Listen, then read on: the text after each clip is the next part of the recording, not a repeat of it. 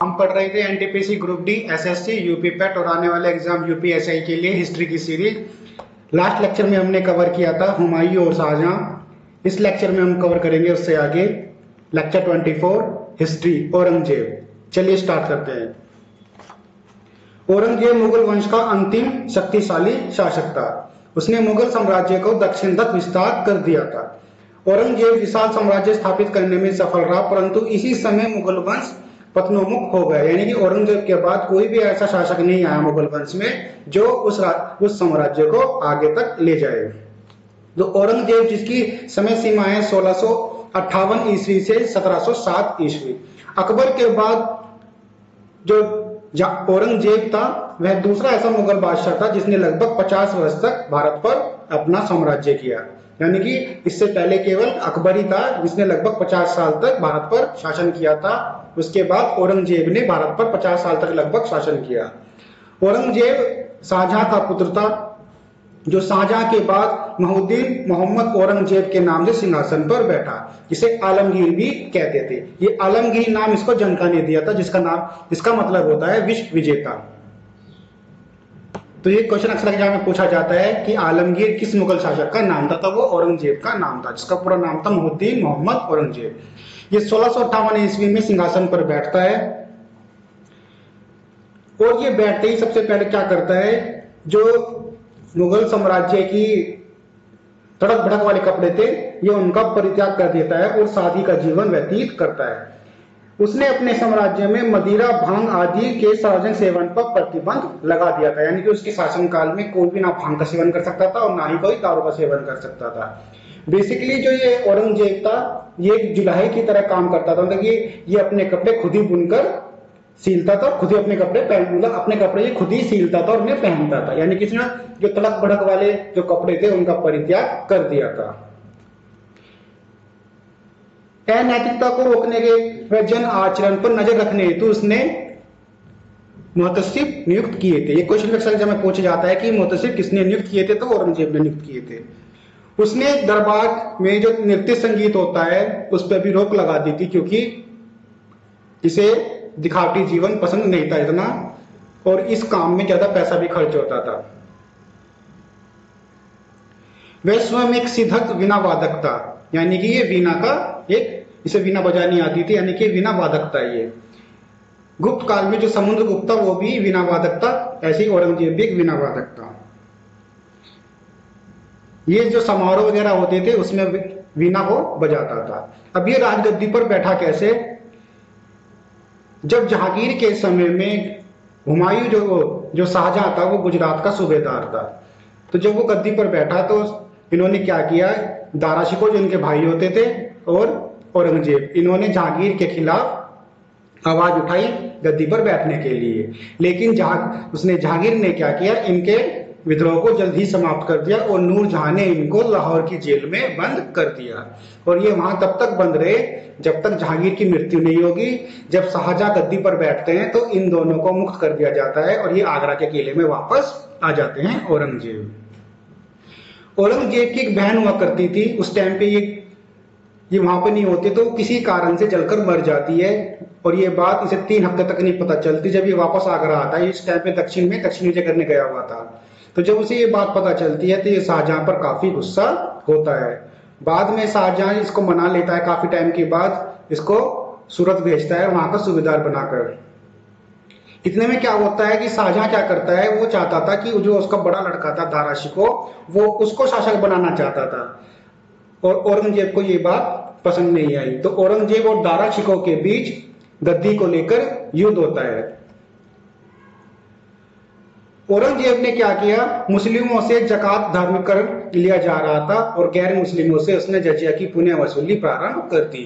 तो ये भी क्वेश्चन अक्सर पूछा जाता है कि मुस्लिमों से जो जकात करता वो कौन लेता था, तो औरंगजेब ने स्टार्ट किया था। मुगल राज्य में अधिकारियों की संख्या बढ़ती जा रही थी, जिनके लिए पर्याप्त जागीरें तथा वेतन की व्यवस्था होना आवश्यक था। इसके अलावा लगान भी कम मिल रहा था, क्योंकि जागीरदार तबादले की आशंका से जो जागीरों के अंदर खेती बढ़ाने की रुचि नहीं रखते थे। इस स्थिति से निपटने का केवल एक ही विकल्प था कि वो अपने साम्राज्य का विस्तार करे। तो उसने अपने राज्य का विस्तार किया और उसने अहोम यानी कि जो वर्तमान आसाम है, बीजापुर और गोलकुंडा जो वर्तमान तेलंगाना में है, उसको अपने साम्राज्य में मिला लिया।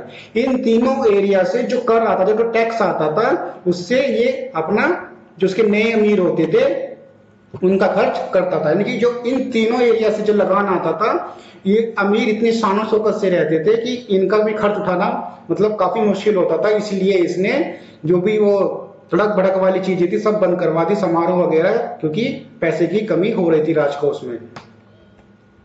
ये इसका साम्राज्य है जो आप देख रहे हैं ग्रीन तक, इसने अपना साम्राज्य लगभग दक्षिण तक फैला दिया था।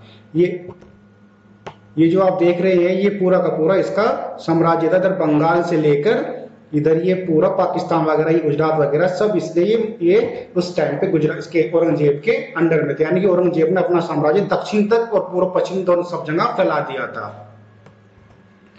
औरंगजेब को जाटो, बुंदेलो, सिखों, सतनामियों और उत्तर पश्चिम सीमा क्षेत्रों के पठानों के विद्रोह के साथ ही राजपूत एवं मराठाओं के साथ भी लंबे समय तक संघर्ष करना पड़ा। औरंगजेब और जाटों का जो संघर्ष है वो 1669 ईस्वी में स्टार्ट होता है और 1691 ईस्वी में वो जाटों का दमन करता है। यानी कि उसने धर्म परिवर्तन भी इसी दौरान कराया था। जो धर्म परिवर्तन की चलाई थी वो औरंगजेब ने इसी दौरान करी थी। इसके विपरीत जो मेवात तथा नौल के ये सतनामियों के साथ भी समय पर इसने विद्रोह किए और उनके विद्रोह को भी इसने दबाया। ये क्वेश्चन अक्सर पूछा जाता है कि सतनामियों का विरोध किस मुगल शासक के काल में हुआ था, तो वो औरंगजेब के टाइम पर होता है। उसके समय तक मुगल तथा सिखों के मध्य काफी संबंध बिगड़ चुके थे। उसका कारण ये था जो उसका भाई होता था दारा शिकोह, उसका साथ गुरु तेग बहादुर जो थे, सिखों गुरु थे गुरु तेग बहादुर, वो उनका साथ देते हैं। इस वजह से वो दारा शिकोह को भी और गुरु तेग बहादुर दोनों को फांसी दे देता है। दारा शिकोह उसका भाई था और शाहजहां चाहता था कि दारा शिकोह आगरा की गद्दी पर बैठे मुगल शासक की, लेकिन वो दोनों को युद्ध में हरा देता है और दोनों को फांसी दे देता है। और जो उसका एक और भाई होता था शाहजहां, वो भागकर म्यांमार चला जाता है। जो शाहजहां था वो ताजमहल वगैरह बनाने में जो राजकोष होता उसका काफी नष्ट कर रहा था, तो इस बात से इसने खफा होकर उसको आगरा के किले में कैद करवा दिया, जहां पर वो अपने दिनों के अंतिम दिन तक वहां पर कैद रहा और वहीं की शाहजहां की आगरा के किले में मृत्यु होती है। कहते हैं कि शाहजहां ने ताजमहल के जस्ट अपोजिट एक ब्लैक ताजमहल की भी संरचना करने का उसने सोचा था, उसने उसकी नींव भी रखी थी, लेकिन औरंगजेब के कैद कर लेने के कारण उसका वो सपना पूरा नहीं हो पाया। मुगलों की सेना तथा सिखों के गुरु होते थे गुरु गोविंद सिंह के नेतृत्व में युद्ध हुआ, उसमें भी सिख पराजित हो जाते हैं। इसके साथ ही औरंगजेब को पठानों से भी जूझना पड़ा जो अपना स्वतंत्र राज्य स्थापित करने के लिए प्रयत्नशील थे। उसने कूटनीति तथा दमनकारी नीति अपनाकर सन 1678 ईस्वी तक पठानों का विद्रोह भी समाप्त कर दिया था। मतलब ये इतना कूटनीतिज्ञ था या इतना चालाक था ये और इतना दमखम वाला था कि इसने जितने भी इसके शासन में विद्रोह हुए इसने उनका बड़ी कुशलता से सामना किया और उनका दमन भी किया और उनका समाप्त भी कर दिया। औरंगजेब को राजपूतों का भी सामना करना पड़ा, यद्यपि उसे स्वयं राजगद्दी प्राप्त करने में अनेक राजपूत सरदारों का सहयोग प्राप्त हुआ था। उसने राजपूत राजा जयसिंह होते थे और जसवंत सिंह होते थे, इन दोनों को बड़े ऊंचे मनसब दिए थे अपने राज दरबार में। मारवाड़ के शासक होते थे जसवंत सिंह। जब इनकी मृत्यु हो गई तो उस राज्य के उत्तराधिकारी को लेकर औरंगजेब तथा राजपूतों के संबंध खराब हो गए। मुगल सेना का सामना छत्रपति शिवाजी से भी होता है जो मराठा वंश के जनक माने जाते हैं। छत्रपति शिवाजी के कई बार मुगलों की विशाल सेना को हराया है। इन टक्करों में वो शिवाजी छापामार युद्ध का सहारा लेते थे। अब आप सोच रहे हो छापामार युद्ध क्या होता है, तो अभी एक अजय देवगन की मूवी आई थी, अगर आप सबने देखी होगी तानाजी, तो उसमें दिखाया गया था कि छापामार होता क्या है कि जो ये दक्कन वाला पठार था उसके अंदर काफी बड़ी बड़ी पहाड़ियां हैं, तो ये पहाड़ियों में छिप जाते थे और जैसे ही सेना आती थी ये इन पर छिपकर वार करते थे। इसे ही छापामार नीति कहते हैं और ये शिवाजी ने अपनाई थी और यही इनकी विजय का कारण भी था। ये इसी युद्ध नीति का यूज करके अपने विजय का इन्होंने चालू रखा। तो जो छापामार युद्धि थी वो शिवाजी ने इन्वेंट की थी, यानी कि छापामार युद्ध का प्रयोग करके उसने मुगल साम्राज्य की काफी सेनाओं को उसने हराया है। कहा जाता है कि एक बार शिवाजी की मीटिंग औरंगजेब से कराई जाती है, तो औरंग यानी कि उनके राज दरबार में वो आते हैं राजदूत बनकर। तो वो क्या करते हैं, वो जो सारी की सारी वो होती है, कहते हैं कि राजदूत की जो होती है कि उसकी मेहमान नवाजी ने करने के बजाय उनको जेल में वो बंद करवा देता है शिवाजी को। शिवाजी महाराज क्या करते हैं, जब वो जेल में बंद हो जाते हैं तो वो किसी तरीके से वहां से निकल भागते हैं और अपना ही एक दूसरा मराठा साम्राज्य स्थापित करते हैं दक्षिण में। पुर्तगालियों तथा अंग्रेजों ने भी औरंगजेब के सामने समस्याएं उत्पन्न करी, लेकिन उन्होंने इनके दमन को भी, इनके विद्रोह को भी दबा दिया। यानी कि पुर्तगाली जो अंग्रेज थे, जब तक औरंगजेब था इनका साम्राज्य इतना विस्तार नहीं हो पाया, क्योंकि ये सब भी औरंगजेब की शक्ति से वाकिफ थे और उससे डरते भी थे। उधर पुर्तगालियों ने क्या किया, बंगाल की खाड़ी में जहाजों को लूटना प्रारंभ कर दिया। जैसे कि ये प्रायद्वीप है यानी कि पेनिनसुलर है, तो यहाँ पर ये क्या है, ये हमारा वेस्ट बंगाल और यहाँ पे क्या है, ये बे ऑफ बंगाल यानी कि बंगाल की खाड़ी। तो जो वर्तमान बांग्लादेश है वहां पर जो चटगांव होता था, वहां पर उन्होंने उसको जहाजों को लूटना प्रारंभ कर दिया और उसे अपना व्यापारिक केंद्र बनाया। ये क्वेश्चन अक्सर पूछा जाता है कि चटगांव को अपना केंद्र किसने बनाया था, तो वो पुर्तगालियों ने बनाया था। उधर जो वेस्टर्न घाट होता है, ये वेस्टर्न घाट है पश्चिमी घाट पर, उधर अंग्रेज भी उपद्रव मचा रहे थे, उन्होंने अंग्रेज के उपद्रव को भी समाप्त कर दिया। इस तरीके से औरंगजेब ने अपना साम्राज्य का विस्तार किया दक्षिण तक, यानी कि उसने अपना साम्राज्य दक्षिण तक फैला दिया था। उसने एक पश्चिम, उसने महाराष्ट्र में एक नए जिले यानी कि औरंगाबाद, जहां पर बीबी का मकबरा है, उसका भी नामकरण औरंगजेब के नाम पर ही किया गया है। वहीं पर ही वो अजंता एलोरा की गुफाएं भी औरंगाबाद जिले में ही है महाराष्ट्र के। मुगल साम्राज्य का पतन, यानी कि औरंगजेब की मृत्यु के बाद मुगल साम्राज्य ज्यादा नहीं टिक पाता और उसका पतन तेजी से होता है। मुगल दरबार सरदारों के बीच आपसी झगड़ों और षड्यंत्रों का अड्डा बन गया, यानी कि वो आपस में ही लड़ते रहते थे और ना ही कोई प्रबल शासक था। और शीघ्र ही महत्वाकांक्षी तथा प्रांतीय शासक स्वतंत्र रूप से कार्य करने लगे, यानी कि जो उनके अलग अलग एरिया में जो उनके सूबेदार होते थे, वो ही गवर्नर जो होते थे, वही उन्होंने अपने आप को स्वतंत्र करना घोषित कर दिया, क्योंकि औरंगजेब के बाद कोई भी शक्तिशाली शासक मुगल अंपायर में नहीं आया था। इस बात का खुलासा तब होता है जब 1739 ईस्वी में ईरान का जो एक नादिर शाह होता है, जो नादिर शाह यहाँ पे लुटेरा बन के आता है, वो सम्राट मोहम्मद शाह को बंदी कर लेता है और वहां पर वो दिल्ली में खुलेआम दिल्ली को लूटता है वो।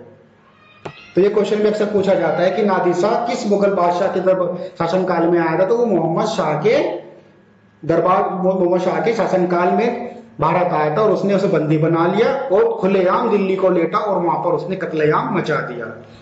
तो सन 1739 में मोहम्मद नादिर शाह आता है। इसको डेट को आप ऐसे भी याद रख सकते हैं, हुमायूं और शेरजहां का जो युद्ध हुआ था, चौसा का युद्ध, वो 1539 ईस्वी में होता है। तो उसके लगभग 200 साल बाद नादिर शाह आता है 1739 ईस्वी में सम्राट मोहम्मद शाह के शासनकाल में, और वो उसे बंदी बना लेता है और दिल्ली को खुलेआम लूटता है।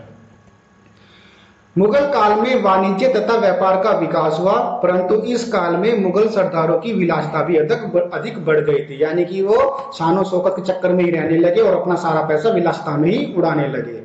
प्रशासनिक स्तर पर व्यापक असंतोष और भेदभाव फैला, इससे जागीरदारी व्यवस्था गंभीर संकट पैदा हो गया। अधिकतर सरदारों का तो यही प्रयास रहता था कि वे आमदनी वाले जागीर हथियार ले, इस कारण मुगल प्रशासन भ्रष्टाचार में बढ़ता गया।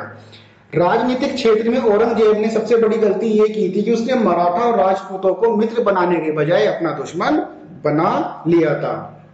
यही कारण था कि मुगल साम्राज्य ज्यादा दिन नहीं टिक पाया। औरंगजेब की मृत्यु तक मुगल साम्राज्य दक्षिण तक फैल चुका था। पूरे साम्राज्य का नियंत्रण उत्तर भारत से ही होता था। इसके कारण दक्षिण भारत के जो राज्य थे अपने आप को स्वतंत्र करने में लग गए, जैसे कि बीजापुर, गोलकुंडा वगैरह, ये मैसूर वगैरह। मुगल साम्राज्य के पतन के कारण यूरोपियों का भारत में आगमन भी था। पहले तो उन्होंने भारत से व्यापार करने के लिए मुगलों से इजाजत मांगी। सबसे पहला कौन आया था इजाजत मांगने? कैप्टन हॉकिंस आए थे अपना शॉर्टली क्या है इसकी कि कुकर लेकर कौन आया, हॉकिंस का कुकर आया। किसके दरबार में आया था वो, जहांगीर के दरबार में आया था। जब उसकी सीटी नहीं बजी तो रोता रोता कौन आया था, सर थॉमस रो आया था कि मेरा कुकर नहीं बिक रहा है, मुझे बिकने की परमिशन दे दो। तो जहांगीर क्या करता है, उन्हें कुछ शर्तों के साथ भारत में व्यापार करने की, फैक्ट्री लगाने की इजाजत दे देता है। तो अंग्रेज क्या करते हैं, पहले तो वो मुगलों से इजाजत मांगते हैं, फिर धीरे धीरे भारत में अंग्रेजी राज्य की स्थापना कर लेते हैं और लगभग 200 वर्षों तक भारत पर राज्य करते हैं। इसके अलावा जो मुगल साम्राज्य का पतन का कारण था वो नादिर शाह और अहमद शाह अब्दाली का आक्रमण था। ये अहमद शाह अब्दाली नादिर शाह का ही लड़का था, जिसमें मुगलों की मराठाओं के साथ पानीपत का तीसरा युद्ध लड़ता है। ये 1761 ईस्वी में। 1761 का जो पानीपत का युद्ध था वो इसलिए ज्यादा फेमस था क्योंकि जो मराठा थे वो मुगल एम्पायर की तरफ से लड़ रहे थे और जो अहमद शाह अब्दाली था वो उन पर आक्रमण करने आया पानीपत में। तो इस युद्ध में अहमद शाह अब्दाली जीत जाता है और मराठों की पराजय होती है। तो इस युद्ध से ये डिक्लेयर हो गया, अंग्रेजों को उससे क्या फायदा हुआ पानीपत के तीसरे युद्ध से, उससे ये पता चल गया कि उसे ये नहीं हुआ था कि वो अंग्रेजों के लिए वो था, उससे ये पता चल गया था कि भारत पर कौन राज्य नहीं करेगा। क्योंकि साउथ में उन्होंने फ्रांस को भी संधि कर ली थी उन्होंने, और पुर्तगालियों को भी उन्होंने नेवी में हरा दिया था, और इधर अहमद शाह अब्दाली ने मराठा को, जो मेन पावर थी उस समय की, जो मराठा की तरफ, जो मुगलों की तरफ से लड़ रहे थे, उनका भी उसने पराजित कर दिया था। तो उससे ये क्लियर हो गया था कि भारत पर अब कौन राज्य नहीं करेगा, यानी कि ना ही मराठा करेंगे, ना ही फ्रांसीसी करेंगे, और ना ही मुगल करेंगे, और ना ही पुर्तगाली करेंगे। तो पानीपत के युद्ध से यह डिक्लेयर हो गया था कि कौन भारत पर शासन नहीं करेगा। नादिर शाह के बारे में थोड़ा सा पढ़ लेते हैं। नादिर शाह फ्रांस यानी कि ईरान का शासक था। उसे ईरान का नेपोलियन भी कहा जाता है। ये क्वेश्चन अक्सर एग्जाम में पूछा जाता है कि ईरान का नेपोलियन किसे कहा जाता है। भारत की अपार धन संपदा से आकर्षित होकर वो 1739 ईस्वी में मुगल बादशाह मोहम्मद शाह के शासनकाल में उसने भारत पर आक्रमण किया। नादिर शाह भारत का कोहिनूर, हीरा और तख्ते हाउस, जिसे मयूर सिंहासन भी कहते हैं, जो शाहजहां ने बनवाया था, कीमती सामानों को लूटकर अपने साथ ले गया। वर्तमान में जो कोहिनूर हीरा है वो ब्रिटेन की महारानी के मुकुट में जड़ा है। अब ये नादिर शाह से अंग्रेजों तक कैसे गया, ये एक बहुत लंबी कहानी है। थोड़ा सा शॉर्ट में जान लेते हैं कि ये जो सिखों के जो महाराजा रंजीत सिंह होते हैं वो अपना साम्राज्य उत्तर भारत में काफी तक फैला देते हैं, लेकिन उनकी मृत्यु के बाद जो उनकी वाइफ होती है, उनके बच्चों को अंग्रेज पेंशन पर रख लेते हैं, और वहीं से ही वो जो हीरा था अंग्रेजों के पास जाता है। अंग्रेजों के बारे में ये कहा जाता है कि ये बड़े कूटनीतिज्ञ थे। जो ये मोहम्मद शाह था, इसने ही इनको क्या किया था, भारत में पूर्ण रूप से बिजनेस करने की, यानी कि व्यापार करने की अनुमति दे दी। उसका जो एक स्टोरी छोटी सी ये है कि जब मोहम्मद शाह के दरबार में कोई एक और राजदूत आता है, हम वो इंग्लिश उसको हम बाद में पढ़ेंगे उसका नाम, तो वो अपने साथ में एक डॉक्टर भी लेके आता है। उस समय पर मोहम्मद शाह काफी बीमार रहता है और वो उसका इलाज कर देता है, जिसका इलाज कोई नहीं कर पाता। तो इस बात से बादशाह खुश हो जाते हैं और वो अंग्रेजों को बिना किसी शर्त के भारत में व्यापार करने के लिए छूट दे देते हैं। इसके बाद से ही जो ये ब्रिटिश एम्पायर था, इनकी ईस्ट इंडिया कंपनी पूरे भारत पर छा जाती, क्योंकि अब उन पर कोई कंडीशन नहीं थी, क्योंकि मोहम्मद शाह ने उनको बिना किसी छूट के, मतलब कि बिना किसी शर्त के भारत में व्यापार करने की अनुमति दे दी थी। मुगल साम्राज्य के पतन के मुख्य बिंदु है। मुगल साम्राज्य के पतन के निम्नलिखित प्रमुख कारण थे। उत्तराधिकारी के लिए होने वाले युद्ध में अपार धन एवं शक्ति नष्ट होती थी, यानी कि जब कोई सम्राट मर जाता था तो ये आपस में लड़ने लगते थे गद्दी के लिए। सम्राट के कमजोर, यानी कि उस समय कोई सम्राट शक्तिशाली सम्राट नहीं था, जो प्रांतीय गवर्नर थे वो शक्तिशाली बन जाते थे और वे सम्राट के विरुद्ध ही विद्रोह कर देते थे, यानी कि वो अपनी अपनी जागीर अलग बना लेते थे। मुगल शासन के अंत तक राजकोष में ना तो अधिक धन बचा था और ना ही जागीरें थी। अधिकारियों को वेतन देना कठिन हो गया था। जमींदार असंतुष्ट होने लगे, अतः इनका सरदार से संघर्ष आरंभ हो गया। मुगलों का जीवन उच्च कोटि के शान शौकत में व्यतीत होता था, इसके लिए वे काफी धन व्यय करते थे। इससे उनका सामाजिक और चारित्रिक पतन हो गया। इन सब कारणों से 18वीं शताब्दी में मुगल साम्राज्य का पतन हो जाता है। औरंगजेब ने अपने शासन लगभग भारत पर 50 वर्षों तक शासन किया औरंगजेब ने, और उसमें 50 वर्षों में से आधे से ज्यादा समय तो उसने दक्षिण के युद्धों में ही व्यतीत किया। औरंगजेब ने शासन संभालते ही जनता से लगभग 80 करोड़ को हटा दिया था उसने। जो 80% मतलब कि जो डिफरेंट डिफरेंट टैक्स होते थे, तो कुल मिलाकर उसने 80 करोड़ को हटा दिया था। औरंगजेब ने मुगल सिक्कों पर से जो कलमा लिखा जाता था उसको भी बंद करवा दिया था। तो ये क्वेश्चन पूछा जाता है कि मुगल सिक्कों पर से कलमा किस मुगल बादशाह ने बंद करवाया था, तो वो औरंगजेब ने बंद करवा दिया था। औरंगजेब ने कई हिंदू मंदिरों को अनुदान दिया था। औरंगजेब के बारे में कहा जाता है कि उसने बहुत सारे जो हिंदू मंदिर या मठ होते थे उनको तुड़वाया, लेकिन उसके बारे में दूसरा एक पॉइंट ये भी है कि उसने बहुत सारे मंदिरों में अनुदान भी किया है, यानी कि जितने मंदिर उसने तुड़वाए थे उससे ज्यादा उसने मंदिरों में अनुदान भी किया है, जिसमें बनारस का जंगमबाड़ी मठ, चित्रकूट मध्य प्रदेश का बालाजी मंदिर, इलाहाबाद का सोमेश्वर नाथ महादेव का मंदिर और गुवाहाटी का उमानंद मंदिर कुछ प्रमुख मंदिर है जहां पर औरंगजेब ने डोनेशन दी थी। तो इन मंदिरों को आप याद कर लेना, आजकल क्वेश्चन यहाँ से भी पूछे जा रहे हैं कि औरंगजेब, ऐसे आपको नाम दे देगा, पूछेगा कि इन मंदिरों में किसी ने अनुदान किया था। तो औरंगजेब ने बनारस का एक जंगमबाड़ी मठ है, चित्रकूट मध्य प्रदेश का बालाजी मंदिर, इलाहाबाद का सोमेश्वर नाथ महादेव मंदिर और गुवाहाटी का उमानंद मंदिर प्रमुख है जिनमें औरंगजेब ने अनुदान किया था। दिल्ली के लाल किले में एक मोती मस्जिद है जिसका निर्माण औरंगजेब ने कराया था। ये क्वेश्चन में अक्सर पूछा जाता है कि जो मोती मस्जिद है उसका निर्माण किसने कराया था, तो उसका निर्माण मोहद्दीन मोहम्मद औरंगजेब ने कराया था, जिसको आलमगीर के नाम से भी जाना जाता है। आलमगीर नाम उसको जनता ने दिया था। आलमगीर का मतलब होता है विश्व विजेता। औरंगजेब का मकबरा खुलदाबाद महाराष्ट्र के औरंगाबाद जिले में है। तो औरंगजेब का मकबरा कहां पर है? खुलदाबाद महाराष्ट्र के औरंगाबाद जिले में है।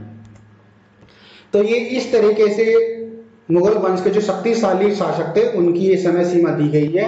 अक्सर एग्जाम में आपको इनका क्रम दे देगा और पूछेगा कि इनमें से कौन सा क्रम सही है। ज्यादातर ऐसे क्वेश्चन आरआरबी एनटीपीसी में पूछे जाते हैं कि वो सबके नाम दे देगा सीरियल वाइज और आपको पूछेगा कि कौन सा सही क्रम है। तो मुगल वंश जिसका संस्थापक कौन था? जहीरुद्दीन बाबर था, यानी कि जहीरुद्दीन मोहम्मद बाबर था, जो 1526 ईस्वी में पानीपत का प्रथम युद्ध लड़ता है। सल्तनत के अंतिम वंश कौन था? लोधी वंश के शासक इब्राहिम लोधी के साथ, जिसमें इब्राहिम लोधी मारा जाता है और बाबर मुगल वंश की नींव पड़ती है। उसके बाद हुमायूं आता है, बाबर का पुत्र। वो पहले 1530 ईस्वी से 1540 तक शासन करता है। फिर 1539 में जब वो चौसा के युद्ध में और कन्नौज के युद्ध में किससे हार जाता है? शेरशाह सूरी से हार जाता है, तो वो चला जाता है फारस। उसके बाद वो री एंटर होता है और 1555 और 56 ईस्वी में फिर से आता है। तो हुमायूं का पूरा नाम क्या था? नसीरुद्दीन मोहम्मद हुमायूं। उसके बाद उसका पुत्र अकबर बैठता है। ये लगभग 50 वर्ष तक शासन करता है। जो अकबर ने ही भारत में मनसबदार जो व्यवस्था थी लागू की थी। अकबर का पूरा नाम क्या था? जलालुद्दीन मोहम्मद अकबर था। उसके बाद जहांगीर बैठता है 1605 ईस्वी में, जो लगभग 22 साल शासन करता है। उसके बाद शाहजहां आता है, जिसे खुर्रम भी कहते थे। उसके बाद औरंगजेब, जिसे मोहद्दीन मोहम्मद औरंगजेब या आलमगीर के नाम से भी जानते हैं, ये लगभग 50 वर्षों तक भारत पर शासन करता है। तो इनकी समय सीमा भी आप लिख लेना और उनका क्रम भी सही से याद कर लेना, ये एग्जाम में पूछा जाता है। जहांगीर का पूरा नाम क्या था? नूरुद्दीन मोहम्मद जहांगीर। होमवर्क है, आलमगीर किस मुगल शासक का नाम था? मोती मस्जिद का निर्माण किसने कराया था? नादिर शाह का आक्रमण किस मुगल शासक के समय में हुआ था? ईरान का नेपोलियन किसको कहा जाता है? Post your answer in comment section. अगर आपको ये सेशन अच्छा लगा है तो प्लीज सब्सक्राइब करें e learning school. Thanks for watching.